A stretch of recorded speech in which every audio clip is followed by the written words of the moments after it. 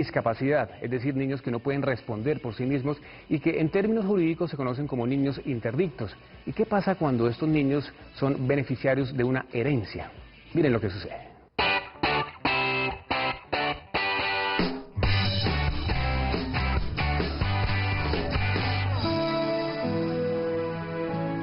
Julia Romero tenía 39 años y era madre soltera. Su hijo, Andrés Felipe, tenía 8 años y era un niño especial con síndrome de Down. Julia solo tenía a una hermana, Lorena, de 35 años, quien estaba casada y tenía 2 hijos de 10 y 12 años. Julia educó sola a su hijo sin ningún problema hasta que un cáncer de páncreas llegó a su vida y todo cambió. Antes de morir, Julia le pidió a su hermana Lorena que se hiciera cargo de su pequeño hijo y ella aceptó, pues lo quería como a un hijo más. Julia empezó con sus tratamientos para combatir el cáncer, pero después de varias sesiones de quimioterapia perdió la vida. Lorena tuvo que asesorarse de un abogado para iniciar los trámites de la sucesión de los bienes que había dejado su hermana, que eran un apartamento y un carro. Además, debía iniciar el proceso para obtener la custodia de Andrés Felipe y ser la guardadora de sus bienes. Pero el proceso no lo pudo adelantar, pues cuando Álvaro, el padre biológico de Andrés Felipe, se enteró de que Julia había fallecido, apareció para reclamar la custodia de su hijo y por ende ser el administrador de los bienes que dejó Julia. Lorena tuvo una discusión fuerte con Álvaro, pues él nunca se había interesado en su hijo ni en Julia, pero Álvaro no quiso pelear con ella y empezó el proceso por la vía legal. A Andrés Felipe se lo llevó el Instituto Colombiano de Bienestar Familiar mientras se soluciona la situación. Pero Lorena no quiere que le den la custodia a Álvaro, pues está segura que se interesó por la plata, mas no por el bienestar del niño. Pero esto es algo que ella no ha podido demostrar. Lorena y su familia no saben qué hacer para recuperar a Andrés Felipe, pues creen que él debe crecer en la familia que lo ha cuidado y querido siempre. Por ahora, ella seguirá luchando por la custodia y bienestar de su sobrino, para que él pueda vivir al derecho.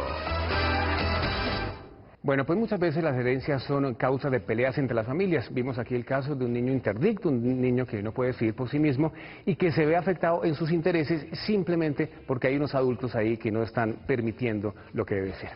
Marta Rita, primera pregunta del programa. He tratado de explicar yo, no soy experto en el tema, lo que es interdicto, pero quiero su concepto especializado en el tema, por favor. Bueno, Juan Eduardo, es una medida de restablecimiento de derechos del discapacitado mental. Es un nuevo concepto. El antiguo concepto sí hablaba de personas en general muy incapaces, pero en esto ya se habla de discapacitados mentales y habla como medida de restablecimiento de derechos. O sea, cambia el concepto. Como de protección, digamos. Como de protección. Bien. Si cambia el concepto, esto lo que busca realmente es prorrogar la patria potestad de ese padre o representante legal. Prorrogarla, volver a ese niño, a ese adolescente, indefinidamente adolescente e incapaz absoluto. Eso me da pie, Marta Rita, para preguntarle lo siguiente. ¿Tiene derecho el padre que nunca ha visto a su hijo reclamar la custodia de ese menor? En el caso en particular, no creo que tenga derecho porque él no reconoció a ese niño y al no reconocerlo no podría entrar el proceso a discutir absolutamente nada. Tendría que iniciar un proceso de filiación y luego sí meterse al proceso sucesoral. Ok, muy bien. Héctor, ¿qué pasa si un niño interdicto, su padre malgasta el dinero que le pertenece a él? ¿Podría, por ejemplo, bienestar familiar quitarle la custodia a ese padre de familia? En efecto, Juan Eduardo, sí se puede. Esa es una de las funciones de los defensores de familia.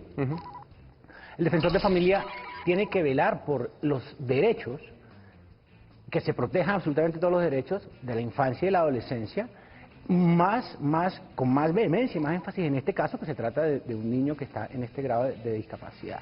Él podría entonces, como representante legal no como representante legal, sino como defensor de los derechos de los niños y de los adolescentes, iniciar el proceso correspondiente ante la jurisdicción civil para que en efecto entre el Estado a cuidar de los intereses de este niño. Bien, muchas gracias, Héctor. Soraya, ¿qué pasa si un niño interdicto queda huérfano? Me quedan dos inquietudes. ¿Quién se hace cargo de su custodia y quién es la persona llamada a reclamar su herencia? En este caso, Juan Eduardo, la ley establece esta medida de protección. A los niños se les nombra un guardador, en términos generales un guardador, que es el que lo va a guiar en todo, como decía Héctor, con la mayor diligencia. Ellos tienen unas facultades en la ley, pero tienen que ser pues súper estrictos teniendo en cuenta la condición del niño, y ahí ellos pueden hacer eso, solicitar la herencia y ser un buen custodio, o sea, tenerlo al niño en las mejores condiciones, porque responden hasta por cualquier culpa leve. Ellos tienen que tener una diligencia en el ejercicio del cargo. Marta Rita, ¿cuál sería su consejo para una madre soltera que tiene un hijo interdicto, digamos, para el tema del manejo de la herencia, para que no haya problemas y haya tranquilidad sobre ese tema? Bueno, Eduardo, lo primero que tendría que hacer es declararlo interdicto, porque los niños interdictos, para que sean así, tengan esta connotación, deben ser declarados interdictos en un proceso judicial. Es decir, el juez tiene que haberlo declarado. Tiene que haber pasado todo el proceso y con la sentencia registrarse, porque estas sentencias son sujetos al registro. En el registro civil de nacimiento será la anotación. ¿Para qué? Para que ellos no puedan entrar a hacer negocios jurídicos posteriormente, porque están vetados para hacerlo. ¿Esa anotación queda de por vida en el registro civil? Bueno, dependiendo si la interdicción es provisional o si la interdicción es definitiva. Ok, muy bien, muchas Pero gracias. es sujeto a registro. Bien. Y lo segundo que se me ocurre es: no deje las cosas para que otro lo resuelva. En este caso, la señora pudo haber hecho una guarda provisional o incluso testamentaria para dejar a la hermana como la persona que iba a manejar esos bienes. Ok, muchas gracias, Marta Rita. Pero, Juan Eduardo, Señora, una cosa más, es importante. El padre no puede meterse dentro del proceso porque no lo reconoció. Pero imaginemos que lo hubiera reconocido.